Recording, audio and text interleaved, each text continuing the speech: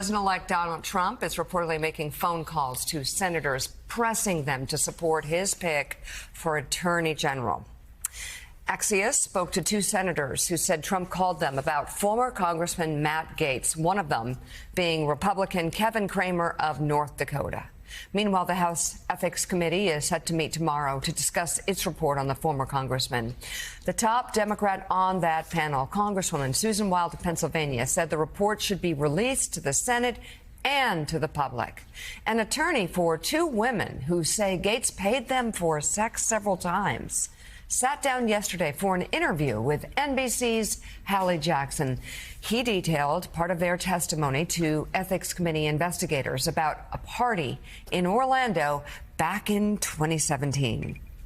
One of the first things that happened when she got to the party, she testified to the House that within minutes of arriving, she was introduced to Matt Gaetz, and they went upstairs and had sexual intercourse on the bed, after which she went downstairs. At some point, she was walking outside to go to the pool area, and to the right, she witnessed Representative Gaetz having sex with her friend, who was 17 at the time. Did your client believe that Gaetz at the time knew that her friend was underage? Yeah, so the House was curious about that. She testified that her belief was that Representative Gaetz had no knowledge that she was under 18, that she was 17 years old at the time he was having sex with her.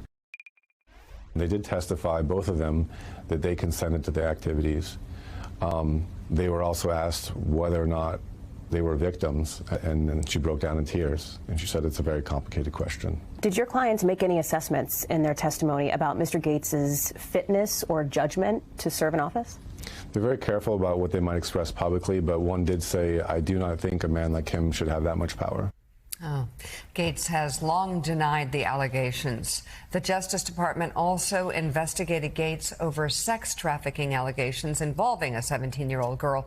He has not been charged with any crime.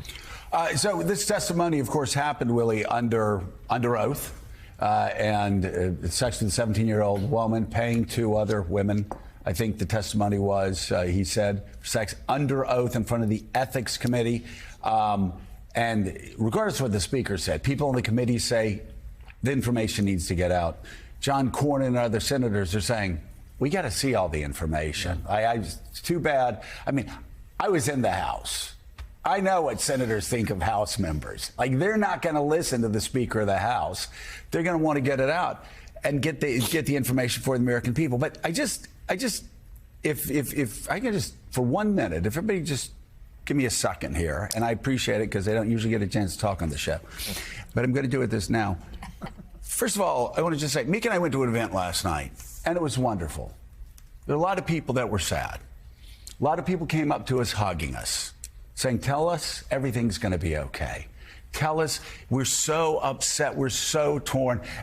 And I said, It was the Roar Forward Summit, Reimagine the Second Half of Life, to talk about 50 over 50. It was so good. It really was. And I said, listen, we don't know how we're going to get forward. We're stumbling forward right now, trying to figure it out. And Rev, you know, 1 Corinthians, the love chapter, for now we see through a glass darkly, but later we will be able to see clearly. He quoted it correctly. There you go. And so we don't know right now, but I just throw this open to the table. I mean, what I said was, we're always concerned, obviously, and everybody that wins acts like this election is the last election ever. First of all, I want to just let everybody know Donald Trump did extremely well in Middle America. He did. But I also want you to know this. We're a 50-50 nation. About 1 out of 4 Americans voted for Donald Trump, a little bit more. About 1 out of 4 Americans voted for Kamala Harris, a little bit less. And in the swing states, Wisconsin, Donald Trump won by less than 1 percentage point. Michigan, he won by about a percentage point. Pennsylvania, he won by about 1.5 percentage points. This is a 50-50 nation. And I had a sign in my congressional office that said, if you want to predict the future, shape the future. So be sad, be upset, mourn, and then get to work. All of us get to work regardless of what side you're on or how you think we best get there. We're not going to always see eye to eye, but we can get there together. But Rev, there's a great story that I think David Marin has told about Bill Clinton. He was running for governor, I think it was in '80. He lost. Young man, he had already been governor. It was like supposed to be the end of his political career.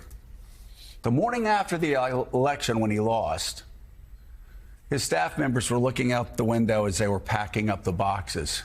And there was Bill Clinton on the street, shaking hands. And one of them looked to the other and they said, poor guy, he doesn't even know the election's over. And the other staffer said, oh, you don't understand. The other election may be over, but the next election has just begun. Mm-hmm. And Clinton was shaking hands, kept shaking hands, and he got elected governor. Then in 2 years, 2 years after that, 2 years after that, 2 years after that, and became president of the United States. And I guess that's the message. We don't have the answer. None of us right now. We're trying to figure out exactly what hit last week. But one thing we know is there's a lot of work to be done. And there's a lot of people that will be affected and impacted in the interim. Exactly. And I think that we can't miss the forest for the trees. When we have a new president, and that's who Donald Trump is, regardless of my views of him, we've got to figure out how we have people not suffer more than they can suffer if we're not dealing with that. That's why when there were those, and there were not as many as I thought, that said, why would you and Mika meet with Donald Trump? He's going to be the president. If you can meet with him, meet with him. That, to me, is no different than when people said to me, why would Kamala Harris go talk to Bret Baier? So on one side, she can talk to Bret Baier, but on the other side, he shouldn't come on Morning Joe. I don't think we've got an equal judgment here, because I think all sides need to be talking to all sides. Now, that's not my role. Donald Trump called me after he won the first time. I wouldn't meet with him because I felt that it would be a photo op and he promoted wrongly, right. Even though we should be discussing issues, and we have talked on the phone since then. But I know he's a promoter. If he had been born black, he'd have been Don King. That's what he does well. Right. But I think that what we need to do is deal with the issues that's going to impact people. I would say, I hope in your conversations, we should ask Donald Trump. You talked about black men would be with you. Where's a black man being nominated by you for your cabinet? Has anyone noticed there's no black that has been nominated on his cabinet? That needs to be raised. Right. Rather than who's talking, let's deal with what we're talking about. Well, yeah, and I will say also, I just want to say thank you, first of all, to everybody who was so kind last night, but also thank you. Willie, yesterday I saw for the first time what a massive disconnect there was between social media and the real world, because we were flooded with phone calls from people all day, literally around the world. Very positive, very supportive, going, I understand what you do, et cetera, et cetera, et cetera. But once in a while, I would get a text or a call from someone and go, oh, man, I hope you're doing okay. And I'd call him back, and I go, well, Eddie Glaude was one of them. I go, Eddie, are you on Twitter? And he goes, I am. I go, okay, well, I'm not. So we've had a good day. Mika just had a wonderful event, and it's fantastic. We're going to do all of us are going to do the best we can do, and we're all working towards a better America. Take it day by day. Day by day. And again, you can predict the future by shaping the future. But the reason I wanted to talk about that 1/4 of Americans voted for Donald Trump, about 1/4 voted for Kamala Harris is there's another election in 2 years. Now, I don't care who wins and how big they win. We've seen time and again, and we talk about it. Americans go back and forth and back and forth and back and forth with their picks.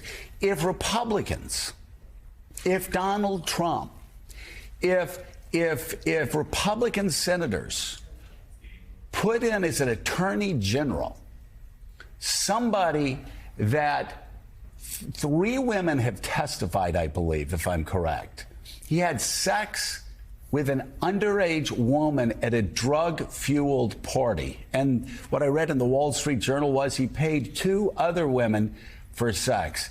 If that is something that Republican senators and Donald Trump are okay with, there will be consequences at the voting booth 2 years from now. And of course, people always say, oh, we won.